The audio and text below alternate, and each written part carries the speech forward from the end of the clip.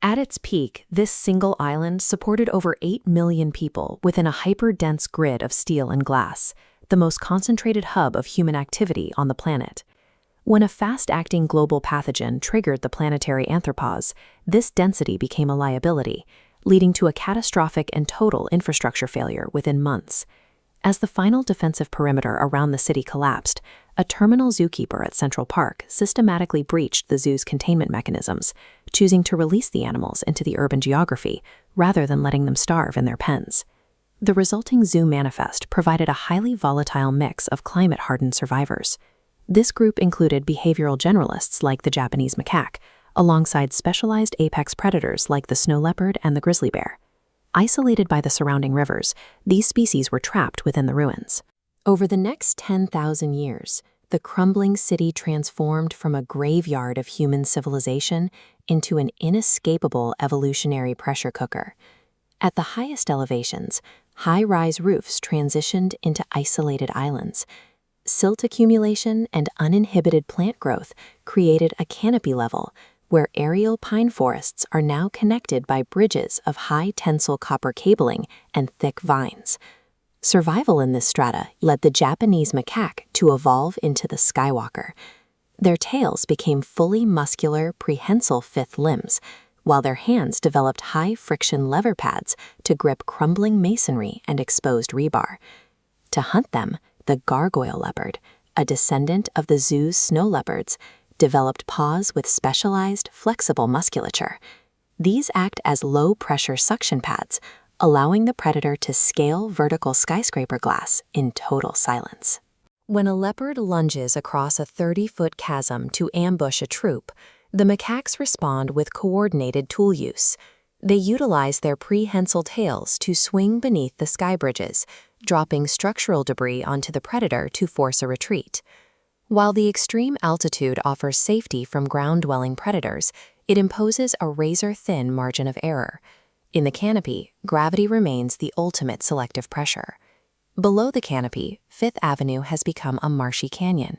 The sheer height of the remaining buildings blocks horizontal wind currents, making flight energetically inefficient and forcing a radical change in the local avian stock. Trapped in these narrow concrete corridors, the ancestral Canada goose underwent a phenotypic regression to its theropod dinosaur heritage. The resulting street runner is a 6-foot-tall, flightless carnivore. It features reinforced neck vertebrae to absorb heavy impacts during a strike, vestigial wing spurs for stabilization, and a beak lined with serrated keratin ridges. These theropods hunt in the reed beds of collapsed department stores, often clashing with coyote hybrid packs. The noise of a kill frequently draws out the iron-jaw grizzly, a massive bear with claws scarred from tearing through highway asphalt to reach prey. The street level functions as an open-field kill zone. Without the agility to move vertically, survival depends entirely on the application of sheer kinetic force and defensive armor. The final ecological zone exists within the flooded subway networks.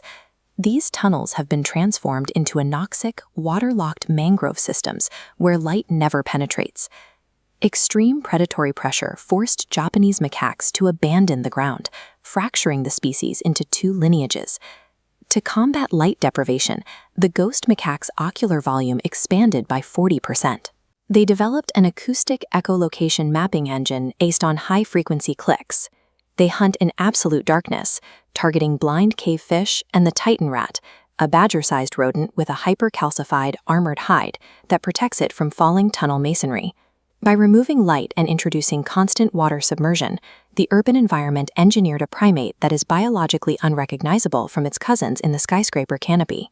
This shows 3 isolated ecological zones occupying the same coordinates. Each level developed distinct lineages. The data reveals a direct link between human engineering and evolution. Skyscrapers created the canopy, paved avenues necessitated the theropod stride, and subways forced echolocation.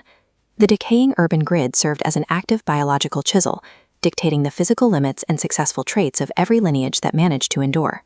Our architectural footprint became a permanent evolutionary catalyst, leaving behind a vertical scaffolding that reorganized the island's tree of life in just 10,000 years.